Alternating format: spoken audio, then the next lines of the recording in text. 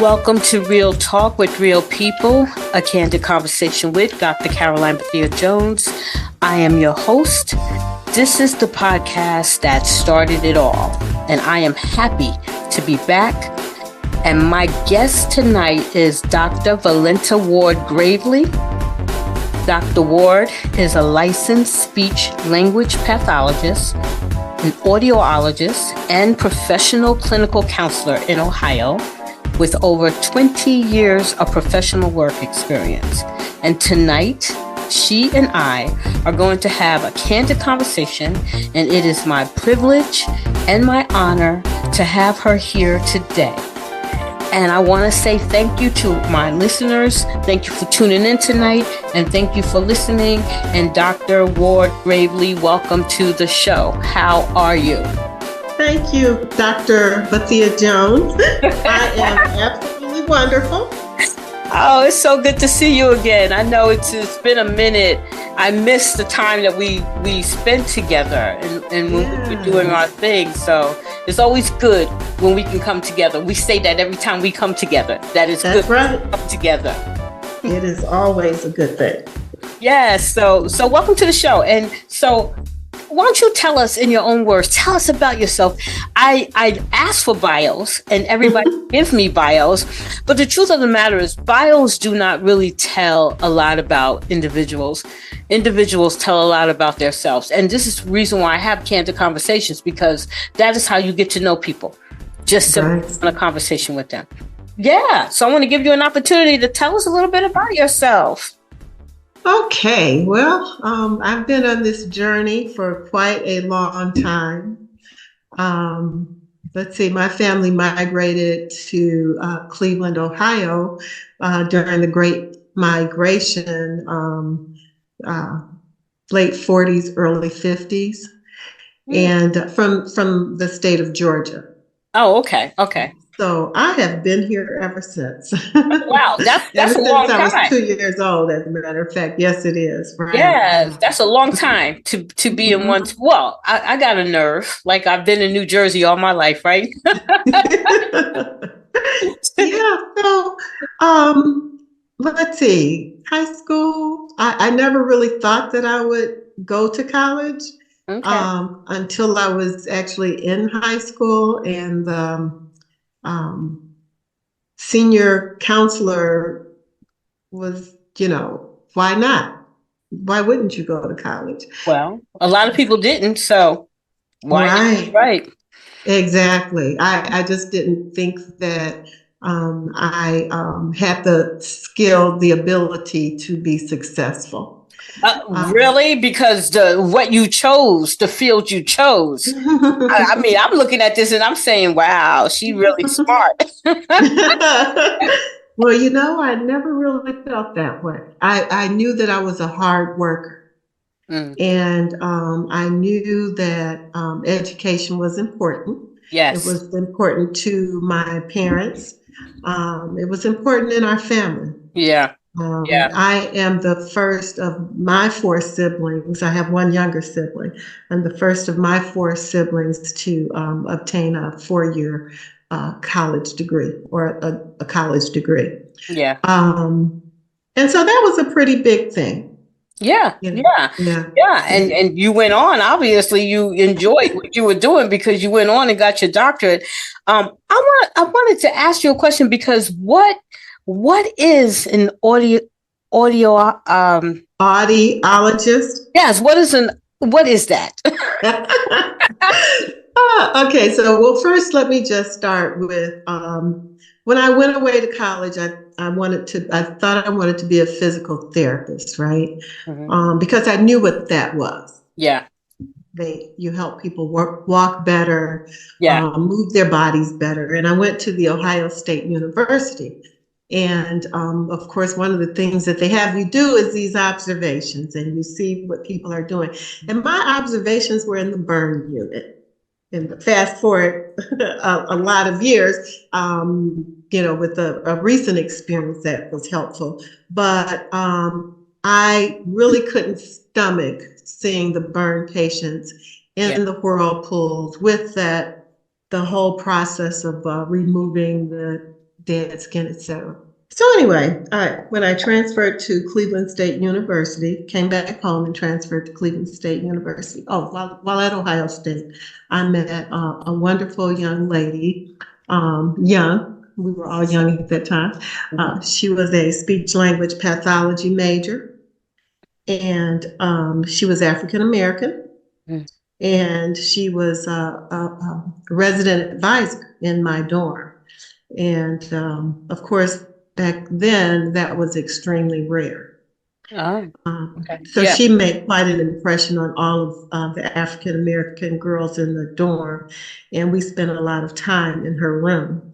And I became interested in what she was doing and the work that she talked about, working with children. And so when I returned to Cleveland, I enrolled in Cleveland State University and decided that I wanted to explore that area. Well, I had never heard of an audiologist. Right.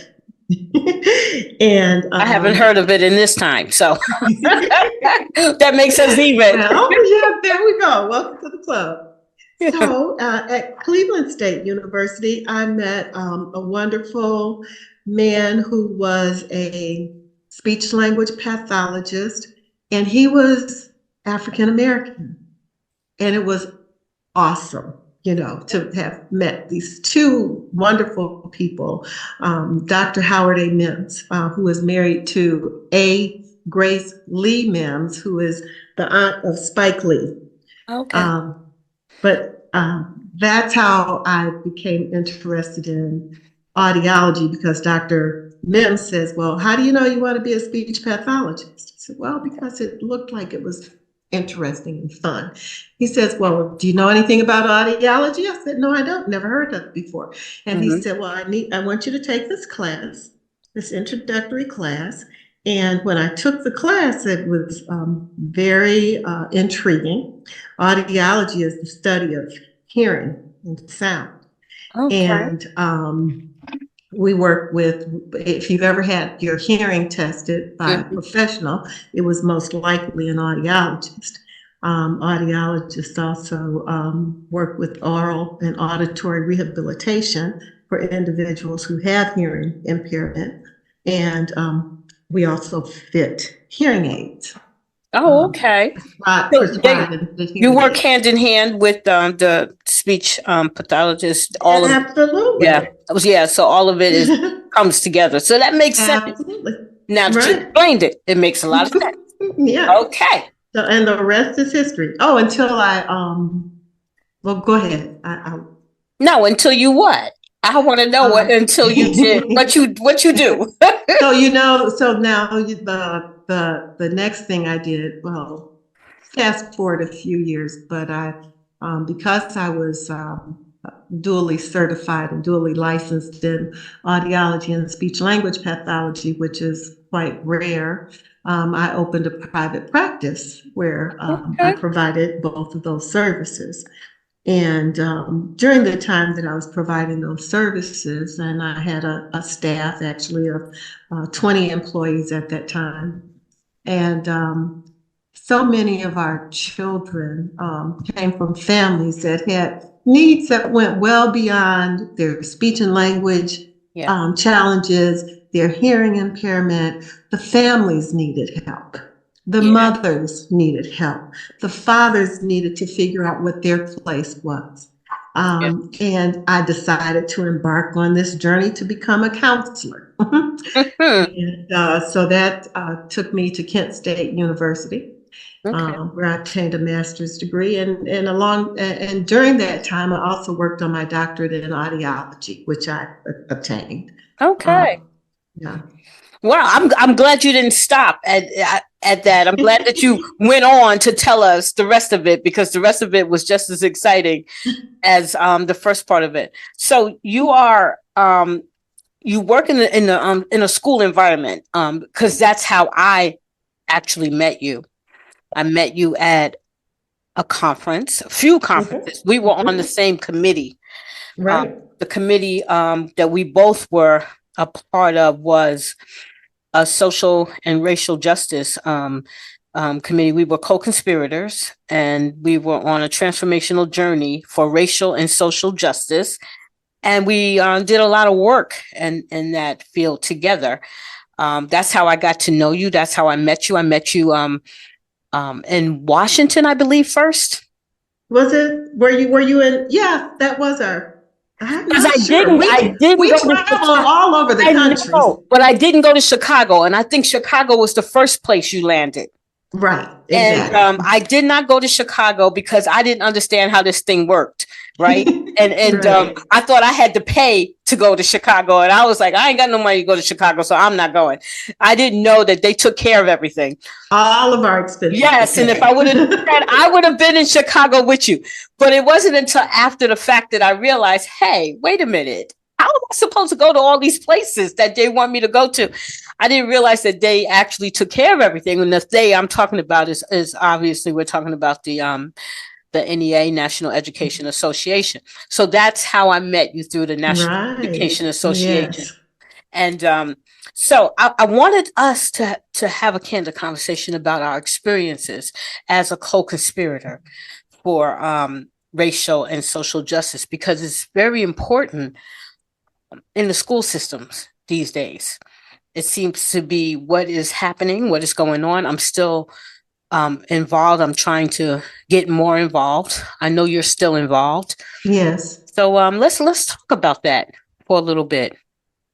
Well, how about if what I'd like to do is start off with a definition, because I'm not sure. I had no idea what a co-conspirator was when we started on this journey. Absolutely. And it certainly was a journey. So absolutely, I agree.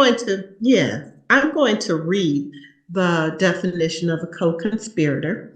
A co-conspirator is someone who is compelled to take action against racism and oppression, regardless of the consequences. A co-conspirator is unapologetically anti-racist and committed to dismantling the system of white supremacy culture and the benefits they receive from it. Yes. Yes. And we definitely got a lot of that training. It was, absolutely. I don't know about you, but when I agreed to be a part of the co-conspirators, like you, I didn't know exactly what it was that I was signing up for. I was already part of a social justice committee, and I was part of the healers. Yes. Okay. I was going to be learning restorative justice and also the healing process, not just for the students, but also for teachers as well. And when the opportunity came to be a part of the co-conspirators, I really wanted to be a part of it. And so I signed on, but like you, I didn't really have a great understanding of what I was in store for. And I literally got a whole lot from that. What about you? Absolutely. Yeah. Absolutely. So some of the things that we were charged with doing was being committed to listening, first of all. Mm-hmm. Listening. It sounds so simple, but we are, as human beings, we are very good at talking, but listening is something that we have to work very hard at. Yes. We were also committed to learning and learning any and everything there is to know about this thing called racial and social justice. Yeah. And some of the definitions that I particularly learned, I found myself writing down a whole lot of stuff. There was a whole lot like anti-Blackness and, white supremacy, the real meaning of what it means. And when I went through the training, I learned that I had the wrong idea about white supremacy. Mm-hmm. And I am better for it now today, having gone through the training with a better understanding of what it is. So I'm going to give you the honors of explaining what the actual true meaning of white supremacy culture is, because it's not a person, place, or thing per se. It's a culture. It is a culture, and we are all a part of that culture, and we have been indoctrinated in it. Now, as African Americans or Black people in America, we are not racist, but we are biased. In order to be racist, you have to have that element or that component of power. Power, yes. And being in charge, making the rules that the society lives by. But we are biased, and we do have prejudices, for sure. The white supremacy culture puts forth, not in word necessarily, but sometimes in word, but certainly in deed, that to be white is to be in charge, to have the power, to make the decisions, to determine what is right and what is wrong, and to determine who is right and who is wrong, and to establish that hierarchy of racial and ethnic priorities. Yeah. How did you feel when you were going through the training? Some of the workshops were quite intense. It was very challenging. I felt that I grew a lot. Me too. Right? One of the first things that we had to do was to commit to making daily choices, right? And taking steps to eliminate racism and oppression, right? So when we see it, we call it out. When we experience it, we challenge it. Yeah. And I was doing that. And here's what I discovered when I was going through that training and trying to put that training to practice. What I discovered is that things changed in my life. And I should say things changed in my life in regards to my employment in the school that I was at. Oh, okay. Predominantly white school.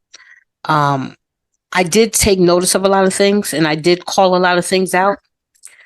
And I noticed that there was definitely a change.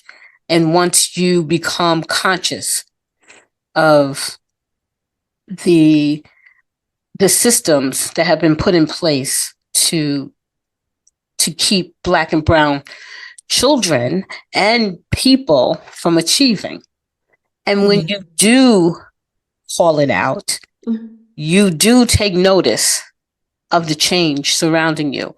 In the last couple of years, because it's been a couple of years, I think, that we were involved and now not involved. So I think all in all, it's been a couple of years. And there's been quite a change in my environment after getting involved with this. That's awesome. That's amazing. Wow. But I'm not so sure it's all for the better. Okay. Because you're seen differently. And if you're seen differently, you're treated differently. Yes. Even if it's a subconscious treatment. Mm-hmm. Right. So you don't know if everyone is benefiting from the work that you're doing. I don't know. That's right. I guess that's the question. I'm not sure. So I'm asking you the same question. I know you're retired, but do you think that there was a benefit for you? Did you see a benefit? Well, the benefit for me, my work continues because I am on the Ohio Education Association Racial and Social Justice Committee for Retired Individuals. Okay. And having joined the Transformational Journey for co-conspirators through the NEA, I made a commitment that I would fight for racial justice, right? And so, but I'll have to say, had I not made that commitment, I would have taken up the mantle to fight for racial justice for my grandchildren my twin grandsons, when they experienced inequity in their supposedly progressive school district where they attend school. Yeah. But I called it out, went up to as high as the superintendent, and most recently met with the president of the school board. And shared experiences. And one of the things that I'll say that I learned from our journey was that it's important for us to say what we need to say. And it's also important for us to say it in a manner in which others can understand it, where others can hear us. I don't want anyone to shut down when I'm sharing this message that is so, so important. So I need to learn. I had to learn how to monitor my tone, monitor the intonation or loudness of my voice. And, some of my sassiness, I had to bring it down a little bit because I wanted them to hear me more than see me. I'm glad you said that, because there is this thing that we as Black women have to deal with consistently. And it's in the way we move. Yes. And the way we move is not always accepted by everybody. The dominant culture in particular. Yes. Absolutely. Because a strong Black woman is threatening. Yes. And we always get pulled into the stereotypes of being an angry Black woman or being too aggressive. And so I wonder though, do you think it's necessary for us as Black women to tone down who we are in order for us to be seen differently? So my concern is not with how I'm seen. My concern is that I am heard. Okay. And I want to be heard. So you think that I have not lost my sassiness. Okay. However, when I am interacting with someone of the dominant culture, for example, the superintendent of the school district, the president of the school board, I am so aware of the fact that moving my head a certain way, using my hands, putting my one hand or two hands on my hips, I know that my message is going to get lost in their observation of my body, right?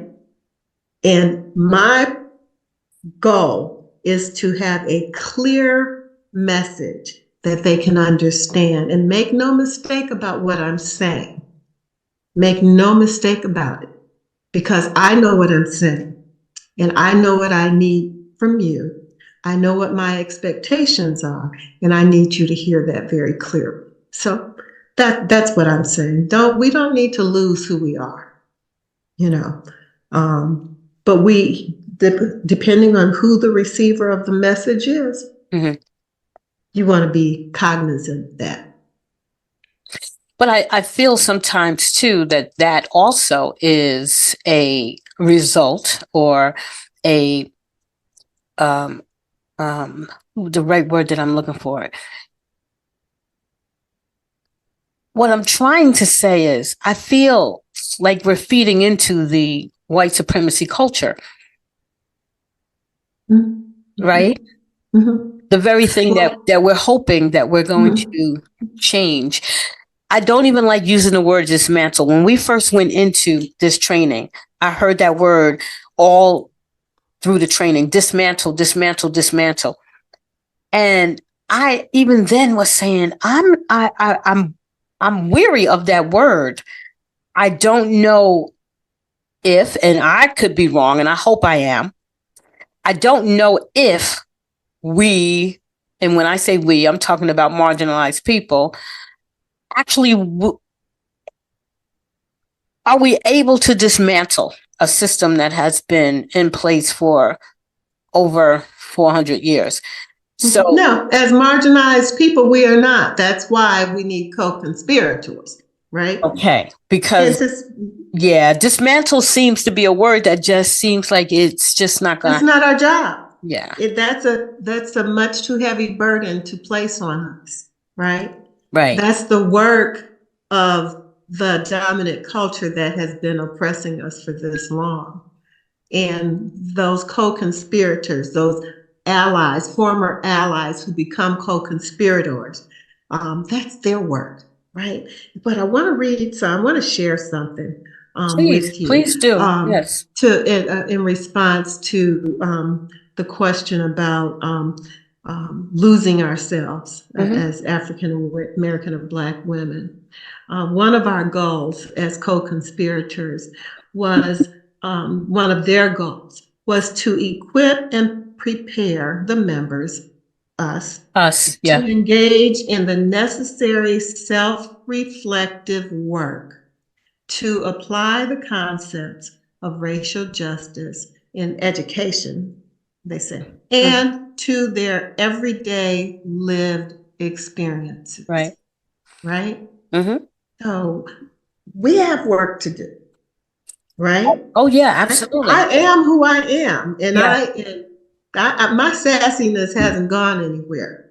Yeah. But it doesn't need to be in the boardroom.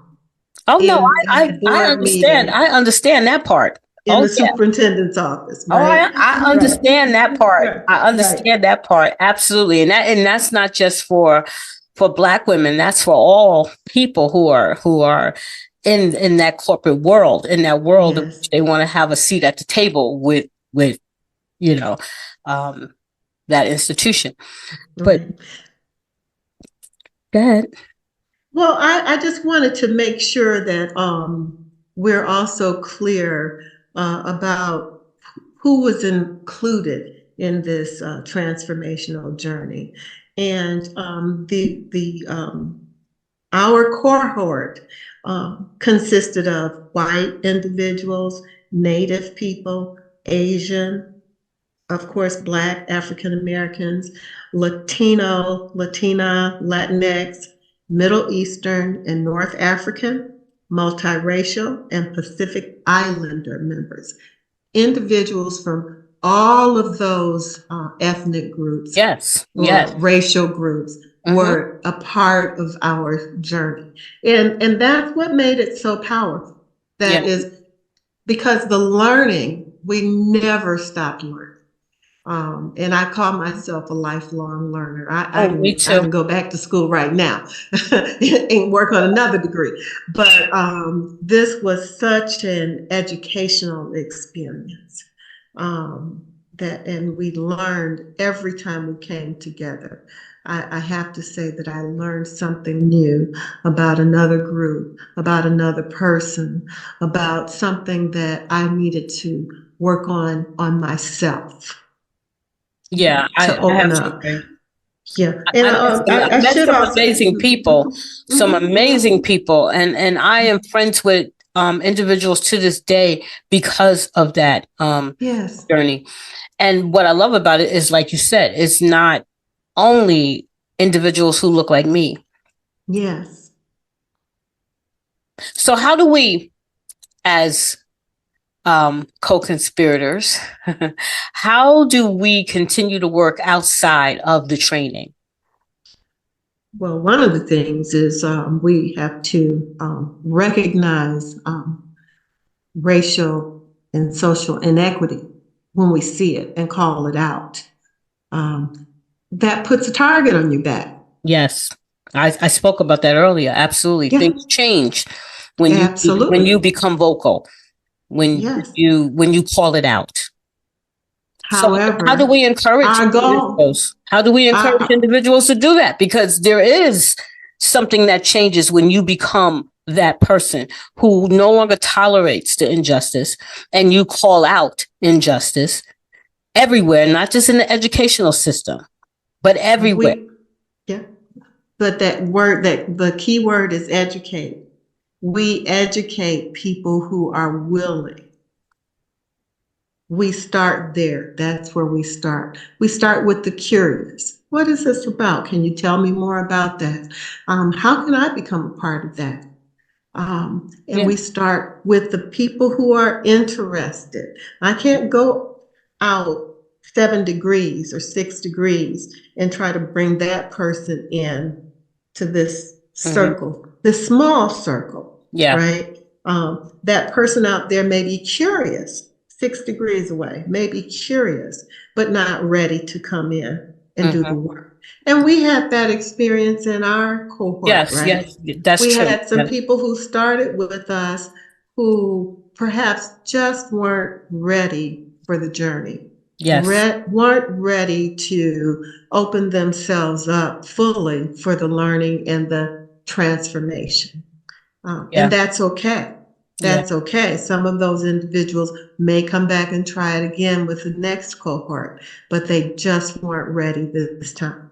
So that's where we start. We start with people who are interested, want to do the work, may not have the tools, but are willing to learn. That is a good start. I agree. That is a very good start. I'm still working on myself even now. I'm still reading. I'm still reading the books. I'm still educating myself. I'm still trying to talk to people. One of the goals that we had was to really get ourselves out there and outside of our comfort zone. To try to meet and talk with individuals who are not like us, who are different. And always, it doesn't even have to be a color line, but who's just different. Because gay, lesbian, bisexual, sexual orientation, all of that was we addressed all of those areas of difference and looked at what our similarities are. And that's where you start. Yeah. And then, but how has that been working for you? For me, I've been still meeting a lot of amazing people, because I haven't been afraid to reach out and say hello to someone who I never would have said hello to before, or to just simply, like through these podcasts, invite people to come and have a candid conversation with me. So this has been a great opportunity for me to be able to come outside of my own comfort zone, so that I can meet people who are different from me in all walks of life. Yes. Again, not just a color line, but all walks of life. And we can't do that without taking some risk, right? Yes. For example, I believe it'll be this coming Thursday, I'm scheduled to meet with a woman from my church who I had no idea that she had gone through a diversity. She got her master's degree in diversity and equity, and she's white. But we're getting together to talk about things that perhaps need to change in our church, or people may need to be made more aware of in our church. So the work continues. So I'm going to say what the share action goals, right? Okay, action goals are to engage and activate individuals, leaders, and stakeholders in on-the-ground efforts to combat systemic racism and inequity and to advance racial justice. 2, support external organizing efforts to advance changes in our schools and communities. And finally, lastly, to support internal opportunities to implement equity practices that positively impact our work as a national organization and also to promote cultural change or culture change. So that's what our work is. Our work continues and it goes out beyond the walls of the school. I know you're still working in a public school. Yes, I am. Our work goes out beyond the walls of the schools that we work in, beyond the school district. You mentioned that I'm retired. I have continued to do speech language pathology with one school district that I worked in last school year. There were 3 Black people that the children at that school district, at least the ones in the that I was working with, had seen, right? One was a little girl with multiple disabilities. Another was myself.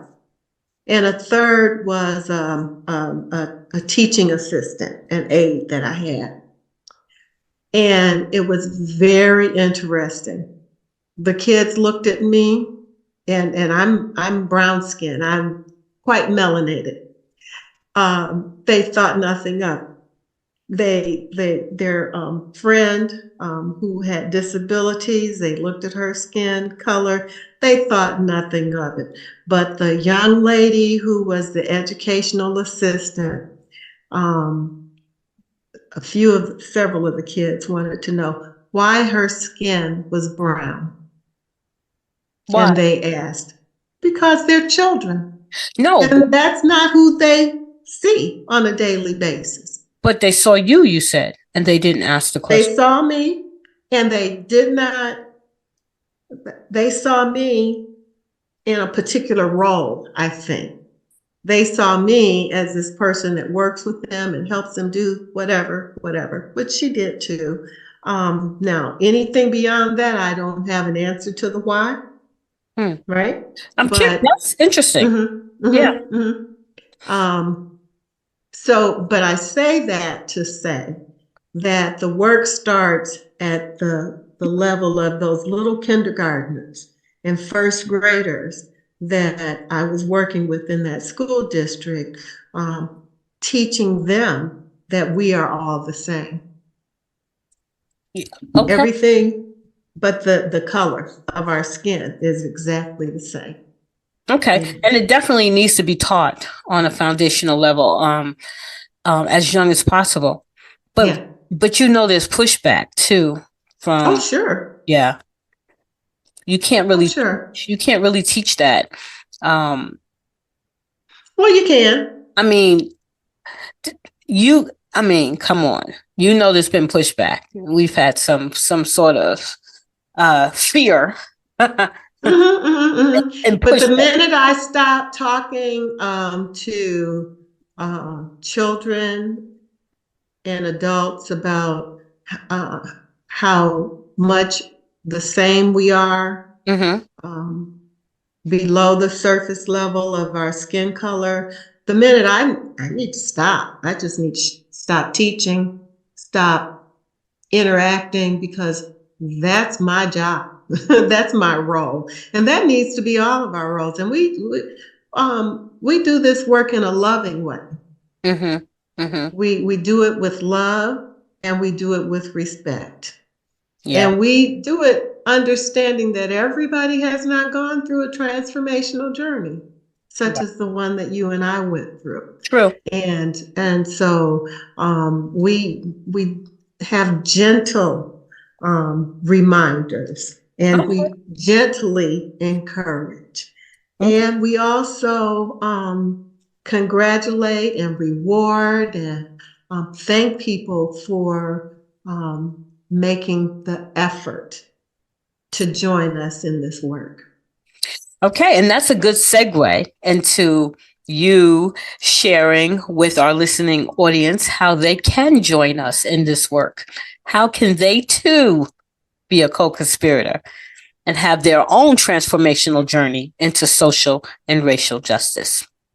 So, in my view, you really need to work with people who have the experience and expertise of the individuals that we work with.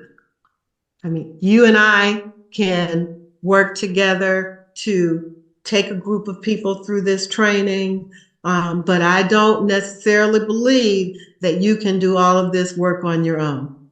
Oh, okay. So you do believe that there's a training that needs to be involved. Absolutely. Okay. So like ordinary people just can't decide that they want to, transform their lives and be on the right side of social and racial justice and just do the work. I mean, they can. Where would they go for training? How would we even be able to lead them in the right direction where they can go and get trained? So let me just say this. A person can decide that they want to do this work. Mm-hmm. A person needs the education and training and to do it, right? Just like we did. Oh yeah, right? no, I thought I was well versed. I thought I was well versed too until I realized, oh my gosh, no.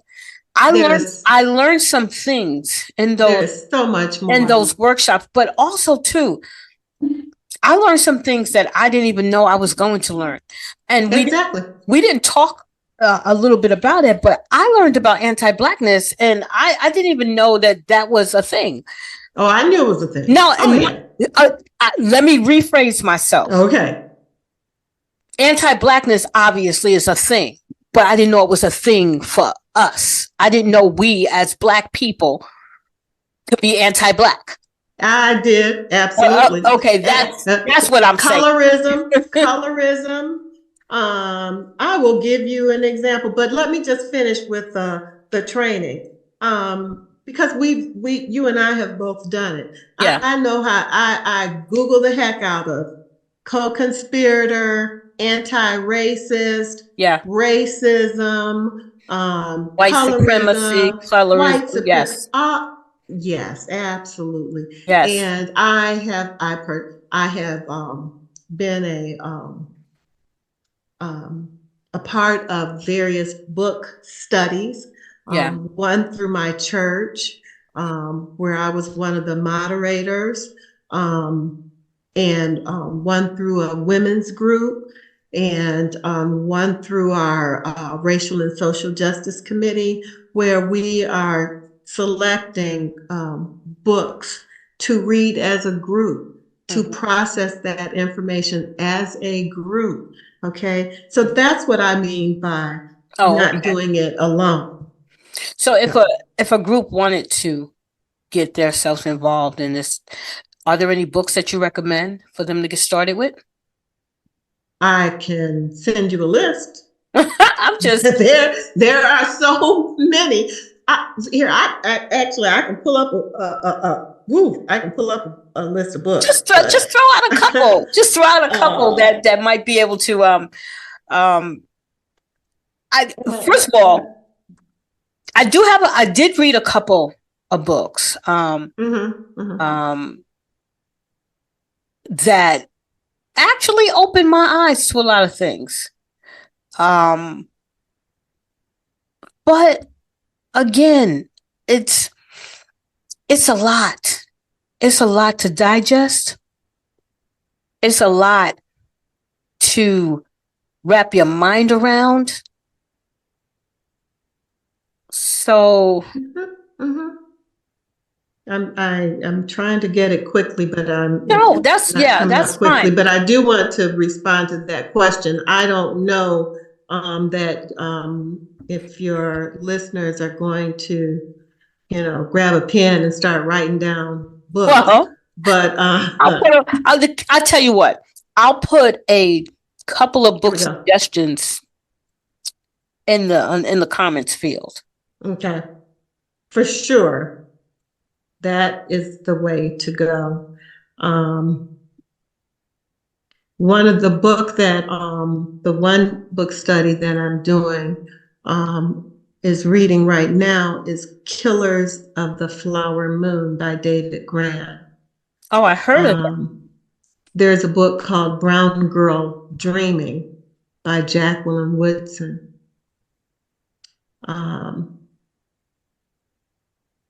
Viola Davis has a nice book called Finding Me. I read that. I know. I read White Fragility. I read How to Be an Anti-Racist. Right. That was one of the books that we had, at least our leaders had mixed reviews on in terms of what they preferred the book stamped by the same Stamped, author. stamped, yeah. Right. I read that one as well. Yeah. Right. That was the book that they preferred. But there are tons of books that we could put on a book list. Actually, I have a book list that probably has a few hundred books, videos, podcasts, audio, all yeah. And it's my go-to for sharing whenever I need to share. So I guess the bottom line is, if you're interested in doing this work, reach out to who? I wanted to say reach out to, and then nothing comes to mind. Who do you reach? I'm like, who do you reach out to? For me, it's easy because I'm getting this training and this to be able to do this work through the school system. But I'm gonna be honest with you, if I was not involved with the New Jersey school system, I don't know if I would have ever embarked on something like the training we had. And I wouldn't even know where to begin, because it's not like you're trying to do this in your everyday life on an everyday basis. You don't think about it, but we are trying to do that. We're trying to live that, Yes. But there is not any real place where you can go and say, hey, I want to take some training to help me be anti-racist. I don't know how that begins, Well, there are many diversity workshops, and most of the professions. I take almost everything there is about diversity, equity, inclusion for my professions, and I actually have 3 licenses that I have to maintain. And if you are in a professional organization, there are always trainings that are offered in this area. If you are just somebody who is interested, there are podcasts. Type in the words racial justice, social justice. Yeah, that's a good idea. Equity, racial equity, equity and inclusion. Any of those buzzwords will lead you to books like the 1619 Project, right? Yes. The book Caste by Isabel Wilkerson. Yes, I just saw that movie Origin. Oh, did you? I was going to bring that up. You could bring it up because I saw it. It was great. So well put together. I'm going to give it my whole 5 stars. Okay. I really enjoyed. Now I have the book. I have not read it yet, and I've had it for a whole entire year. But I didn't even crack it open to even start. No, that's a lie. I did crack it open to start reading, and I got as far as like the 2nd chapter. Then I put it down and I didn't pick it up again. But it sparked my interest to pick it up again when I saw the movie Origin. Okay. Yes, for sure. Yeah. It was such a well put together. I heard that it was very well done. Yes. Yeah. I actually saw the 2 lead women interviewed. So if you have not seen it, go see it. I definitely will. Absolutely. Definitely go see it. And let me just say that in terms of reading, let's just go back to some of those the books that we read in our teens and early college days. James Baldwin, what was it called? Another Country, and Richard Wright's Black Boy. Go back and read those books, because that's where it started. There was a woman who I just learned about, was it today or yesterday, who I'm going to pull her up. Amazing work. one of the first women to get a doctorate, and she went to college in Iowa, of all places. But some amazing work, and I'm going to put her name out here also as an author that we probably will want to look at. What's her name? I'm going to get it. Oh, you're looking up the name? Mm-hmm, mm-hmm. Okay. Yeah. So her name is Margaret Walker. Okay. And she was born in 1915 in Birmingham, Alabama. She was a poet, but she has written numerous books, and books of poetry and biographies and otherwise. Amazing. Okay. Her story is amazing. Receiving her bachelor's degree in 1935 from Northwestern University, and her master's degree in, get this, 1940 from the University of Iowa. Amazing. And then years later, she went back to school and she received her doctorate in 1965, again from the University of Iowa. So this woman is a trailblazer. Okay. Yeah. And so for this Black History Month, we are definitely talking about individuals who have made quite a bit of a difference in our community. So thank you for sharing that moment. My pleasure, certainly. So I want to thank you for having this conversation with me. I know it seems like, okay, so what are we talking about? But we hit on a whole lot today, and we put a lot of stuff out there in the atmosphere. And if there's nothing else, what we did was at least open up a door for an understanding of social and racial justice.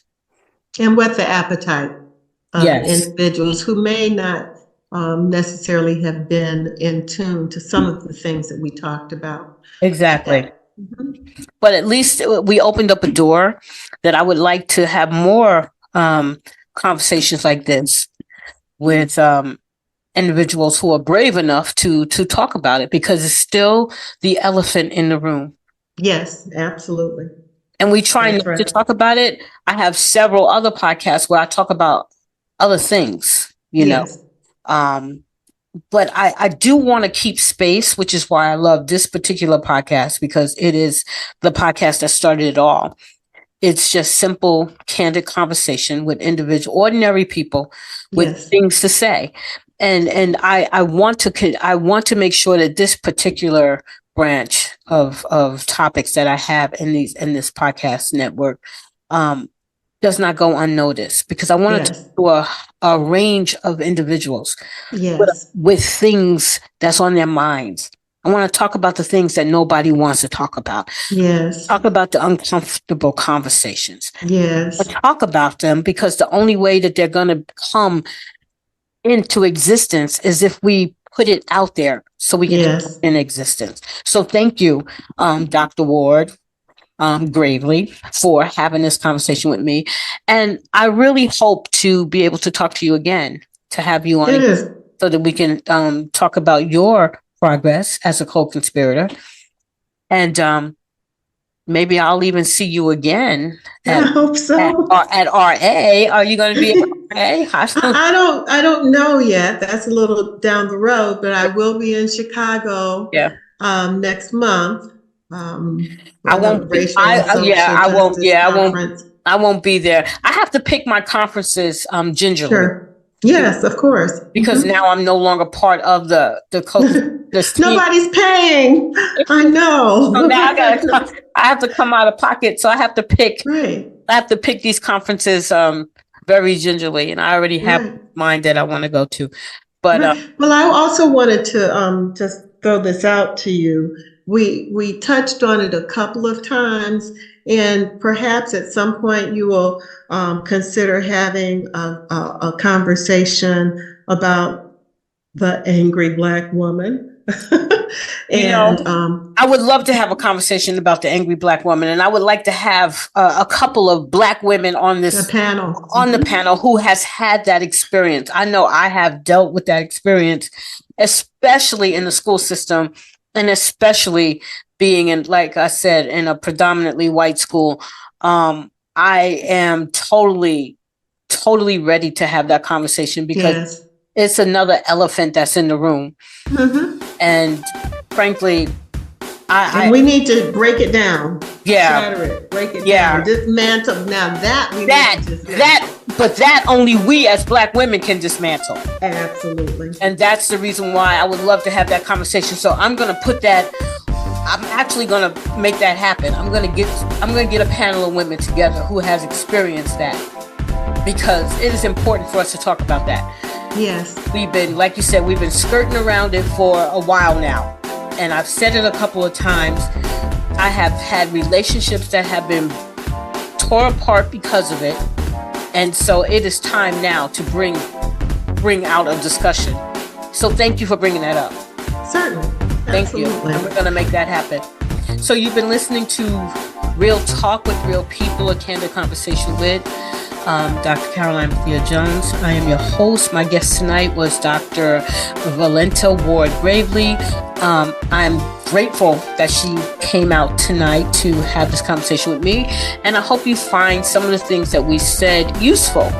If you would like to be a guest on this show, perhaps be in attendance to have that conversation about the angry Black woman, please send me an email at rtcandidconversations@gmail.com, and I will put you on my list. In the meantime, have a beautiful, beautiful evening, and I will talk to you again next time.